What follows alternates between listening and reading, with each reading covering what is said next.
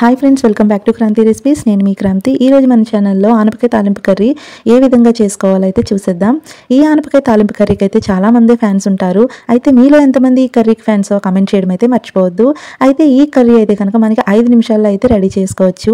So దానికైతే కనుక ఎక్కువ ప్రాసెస్ అయితే ఏమీ లేదు. ముందుగా నేనైతే కనుక ఒక ఆనపకాయ హాఫ్ తీసుకున్నాను. తీసుకొని అయితే కనుక తొక్కలు తీసి అలానే ముక్కలు అయితే మంచిగా కట్ చేసుకొని పక్కన పెట్టుకొని ఈ లోపు అయితే పోపుల దినుసులు అయితే కనుక మనం రెడీ చేసుకోవాలి. వెండి మిరపకాయలు, వెల్లుల్లిపాయలు, పోపులు మరియు జీలకర్ర. ముందుగా అయితే పొయ్యి మీద ప్యాన్ పెట్టి ఆయిల్ వేసి, ఆయిల్ కాగాకైతే వెల్లుల్లిపాయలు ఫస్ట్ వేసి అయితే మనం వేపుకున్న తర్వాత బ్రౌనిష్ రంగు వచ్చాక మిగతా దినుసులు కూడా అందులో వేసుకొని అయితే వేపుకోవాలి.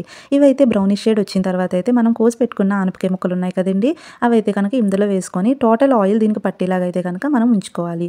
అలా ఉంచుకున్న తర్వాత కొంచెం ఒక 2 నిమిషాలు వేపుకున్న తర్వాత మూత పెట్టుకొని మగ్గనివ్వాలి. ఆ మగ్గిన తర్వాత అయితే మనం తీయాలి. అయితే ఈ మగ్గినప్పుడు అయితే కనుక మనం ఉప్పు అయితే యాడ్ చేసుకోవాలన్నమాట. ఇలా యాడ్ చేసుకున్న తర్వాత మూత పెట్టుకుంటాము. మూత పెట్టుకొని ఒక్క 10 నిమిషాలు అయితే సిమ్లో పెట్టి అయితే దాన్ని ఉడికించుకోవాలి. దాన్ని అలా ఉడికించుకున్న తర్వాత మనం పసుపు, చిన్న కారం వేసుకున్న వాళ్ళైతే వేసుకోవచ్చు, వేసుకోలేని వాళ్ళకైతే అవసరం లేదు. సో చిన్నపిల్లలు ఉన్న వాళ్ళకైతే కనుక అవసరం లేదు. పెద్దవాళ్ళు అయితే కనుక కొంచెం కారం కావాలంటే చిన్ని కారం మరియు చిన్ని పసుపు అయితే యాడ్ చేసుకుంటే మన ఆనపకాయ తాలింపు కర్రీ అయితే రెడీ అయిపోయింది.